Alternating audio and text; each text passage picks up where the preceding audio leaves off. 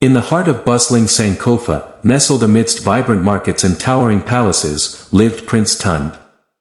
Unlike most princes, Tund dreaded the constant parade of ladies vying for his hand.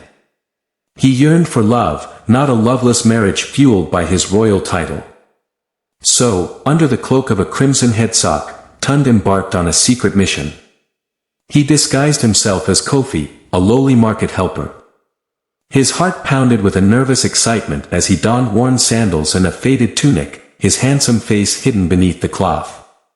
The bustling marketplace became Tund's new reality.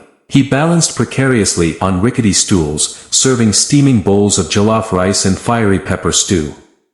He learned to navigate the chaotic throngs, dodging impatient hagglers and dodging flirtatious glances. One afternoon, a regal beauty named Amina arrived. Her laughter echoed through the market like tinkling bells. Her eyes, the color of melted chocolate, sparkled with a mischievous glint. Tund, disguised as Kofi, felt a strange flutter in his chest. Amina, unaware of the prince beneath the headsock, treated him with playful disdain. "Kofi," she teased, "are you always this clumsy or is it just for me?" Tund, his heart sinking, spilled a steaming broth on himself. He winced, but a smile tugged at his disguised lips. He couldn't help but be charmed by her spirit. Days turned into weeks, and Tund, as Kofi, found himself drawn to Amina's fiery spirit and infectious laughter. He listened to her dreams of opening a bakery, her eyes sparkling with ambition. He dared to reveal his own, a yearning to escape the gilded cage of the palace and find true love. Amina, oblivious to his secret identity, confessed, "I wouldn't marry a prince even if he were made of gold. They're all arrogant and aloof." Tund's heart sank. Here she was, the one who truly saw him, yet he couldn't reveal his true self. One evening, a torrential downpour lashed Sankofa. The market stalls were dismantled, and Tund found himself huddled under a flimsy awning with Amina, her laughter replaced by a nervous tremor. He reached out, offering her his meager cloak for warmth. A bolt of lightning illuminated the marketplace, momentarily revealing Tund's face beneath the headsock. A gasp escaped Amina's lips. Her eyes widened in recognition, then a terrible realization dawned upon her. The kind, humble Kofi was none other than the arrogant prince she despised. Shame washed over Tund. He saw the hurt flicker across Amina's beautiful eyes. "I understand if you hate me," he whispered, his voice thick with despair. Tears streamed down Amina's face, a mix of anger and confusion. Suddenly, a terrifying roar echoed through the storm. A monstrous creature, a mythical Ajogan with glowing red eyes, had emerged from the flooded streets. Panic erupted in the marketplace. People shrieked and scattered for cover. With a surge of bravery, Tund, forgetting his disguise, ripped off the headsock. He stood tall, the moonlight reflecting off the royal insignia emblazoned on his tunic.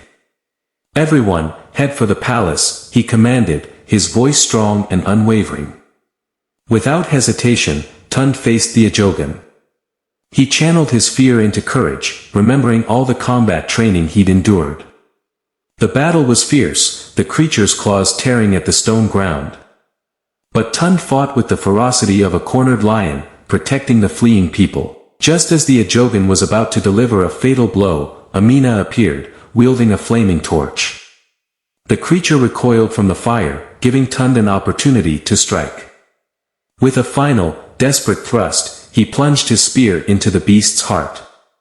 The Ajogan vanished with a deafening screech. The storm subsided as quickly as it began, leaving behind a trail of destruction and a stunned silence. As the relieved townspeople emerged from hiding, they looked at Tund with awe and newfound respect. Amina approached cautiously. Tears welled up in her eyes. "You were amazing," she whispered, her voice trembling. Tund took her hand, his heart pounding. "I had to protect you," he confessed. Amina looked at him, her gaze filled with understanding. "I was wrong about you," she admitted. "You're not just a prince. You're brave and kind." They stood there, bathed in the soft moonlight, a bond forged in the face of danger. News of Tun's bravery spread far and wide. He became known as the courageous prince who fought not just for his people, but for the love of a woman who saw beyond the crown. He realized true love wasn't about titles or riches, but about the strength of connection forged in shared fears and selfless acts. He addressed the town the next day, not as a prince cloaked in authority, but as Tund, a man seeking a partner, not a princess.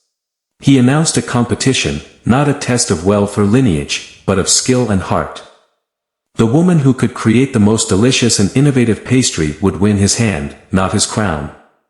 The marketplace became a flurry of activity. Women from all walks of life kneaded dough, whipped cream, and decorated cakes.